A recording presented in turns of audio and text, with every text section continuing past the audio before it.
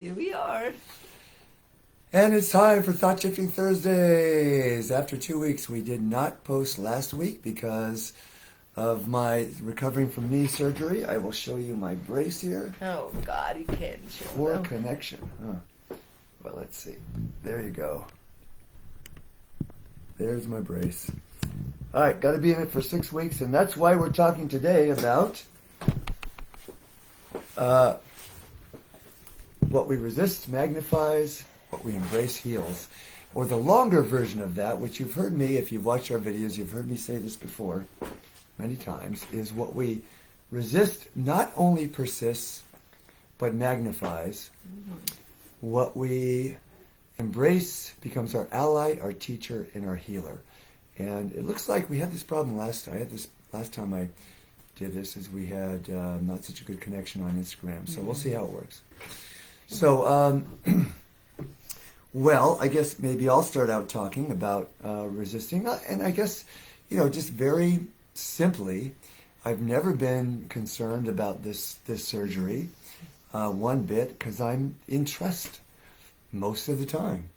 Even when I injured it, and I've injured this knee many times over the course of my life, never had to do surgery before, which is kind of amazing because the first two times I injured it really badly, if I could show you. So my leg, this is where the knee bends here, and this part of my leg was going off that way. So that's how badly it had been injured before. But it never slowed me down. I was able to play tennis and basketball and so on. But finally it caught up to me, and it was just swelling. And so turned out it wasn't the easy meniscus surgery. It was the more complex, where they had to reattach the root of the meniscus to the bone. So that takes, instead of 2 to 6 weeks recovery, it takes 6 to a year, maybe even longer. 6 weeks in the brace. But as I said, I've been embracing it all along, and so I'm not concerned about it. What do you picked this topic, so what do you want to say about it? Well, you've had a cold That too. all this time. During surgery. You actually had a chest thing, and you decided to go ahead and do the surgery anyways because you didn't want to wait any longer. And so you've had a cold for 3 weeks, and I've been avoiding it. I sleep with you. I've been with you. Thank you for sleeping with me. And I haven't caught it. I didn't catch it. And we did a ceremony on Saturday, and it was very stressful on my body, just the whole ceremony thing. And preparing for it. Preparing and everything. And it just, at the end of the which, ceremony... by the way, was more work since I couldn't help you as much. Right. So I didn't feel stressed out. I didn't feel like, oh my God, I got to do this all by myself. It just felt... my body just couldn't handle it at the end of it. I just instantly felt, I'm getting a cold. I'm getting whatever he had. And 3-4 days. And this morning I just felt better. I felt a lot better because I'm not resisting it. I'm just thinking, I'm going to walk. I'm not going to exercise as much as I normally would. Even though I wasn't feeling 100%, I still went and did my class on Monday, which I love. And I walked yesterday and I walked today. Mm-hmm. But that's all I've done so far. I am going to go do my Qigong class tomorrow. But it's the non-resisting, I think. Yeah. It's what's made a difference. You have learned grasshopper. So... and resistance can be really subtle, right? When I was we were just logging on here, and we clipped the phone to the to my computer for Instagram to the computer, and then she has a touch screen. So when I touched the screen, then it brought up something else, and I go, oh, I hate these touch screens. So there I am resisting. But you know what? Let me say this about that as well. What we don't want to do with this practice, or any practice, is we don't want to repress our emotions. So I'm perfectly fine with getting mad at the screen for a moment and then pivoting to what I want and embracing, right?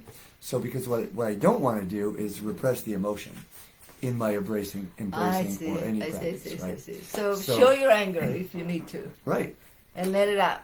Get it out. Right. Uh-huh. So you don't want to repress. If you can do the shift or do the transmutation, whatever you want to call it, the pivot, and you're fine, great. But the litmus test for that is after I do my spiritual practice, do I have a knot in my gut, right?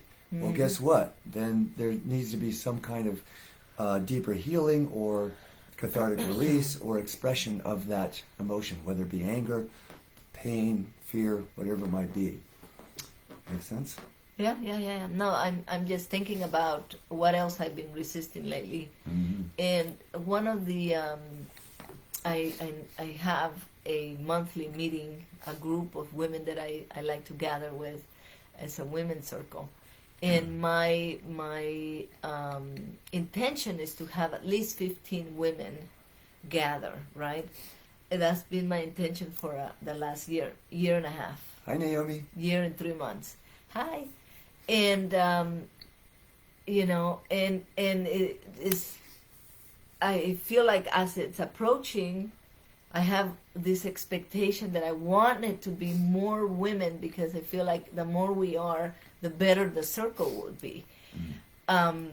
And I'm just giving up on that idea because it's perfect just the way it is. Mm-hmm. I get a lot out of it, whether there's 7 people or 4 people or 10 people.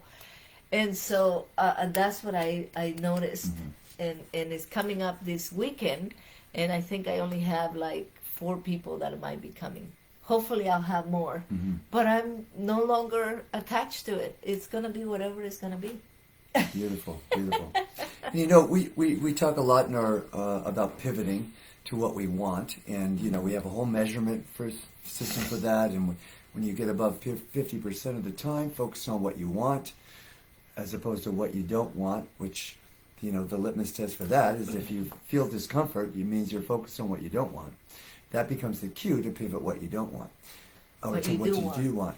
And so you might think that there's a dichotomy between embracing and pivoting to what you want, because what you wanted was 15 people, right? Yes. 15 women, and so you're letting go of that. But what I find is that when we're pivoting to what we want, let me see if I can think of a better example. So what I want is I want my leg to be perfectly, completely healed. I want to be able to play tennis again, run on it, which I wasn't able to do after the last injury. So, you know, right away started pivoting to that. But the thing I find for myself and other people is when we're above 50%, then we're no longer thinking about as much. We're no longer worrying, right? Mm. And so what happens is we move into trust. And in that trust, then we're able to embrace more. Because if I'm worrying, I'm focusing on the problem and what doesn't work, then I'm just putting all this negative energy into it. That's what's taking all my attention. So it's a both and, right? So I both pivot to what I want, and I also embrace what is. It's a both and. What I say in my book, The Magic of the Soul, there's a picture, is the most powerful consciousness for manifesting what we want is A, being really clear about what it is, speaking that intention into the universal mind, and at the same time being non-attached to how, when, or if it occurs. That's a hard thing, isn't it? It's a hard thing to do. Well, that's the thing. You know, the easy part of that, and most of self-help teachings and law of attraction, law of attraction teachings, you know, emphasize the intentionality about it, visualizing what you want. To me, that's the easy part. The non-attachment or the embracing what is the more challenging part. Yeah. So, but that's the secret. I think that's even more powerful, just as you said, when you embrace your cold, right? Again, you're not worried about it. You're in trust. Yeah. I want to give us a practice. I've done this one before.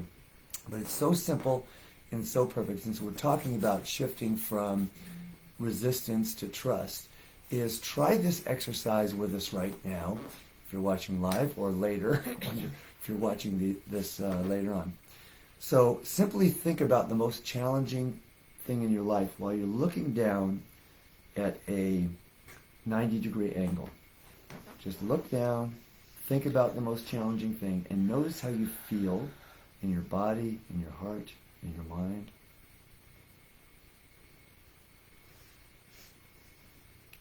And then look straight ahead and think about the same challenge.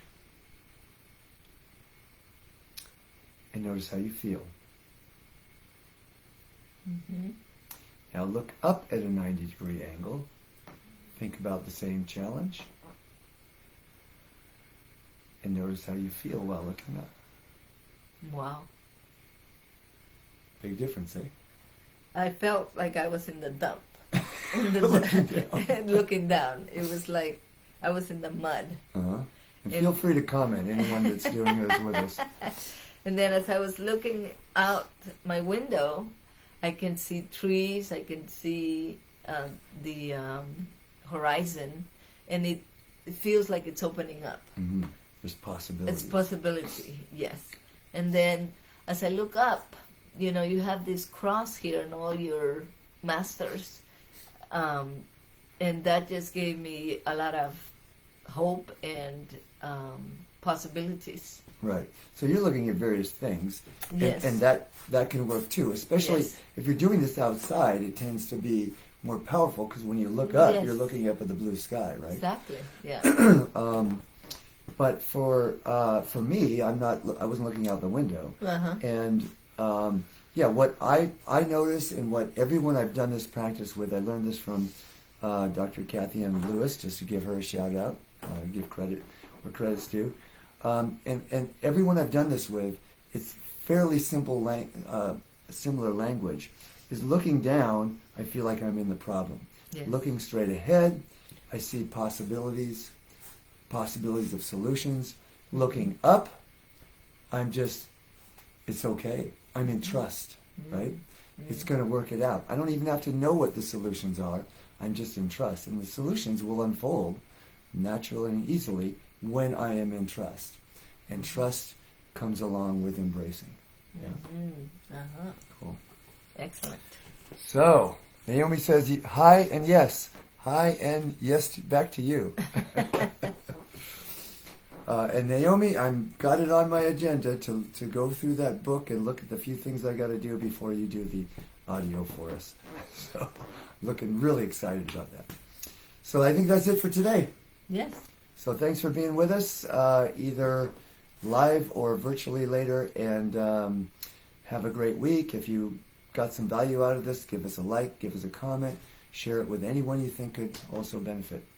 All right, that's it for today, and have a fantastic rest of your week and weekend. Love y'all. Bye. You do the phone, I'll do the computer. I don't know where the phone Too is. late. Look at that, all these buttons.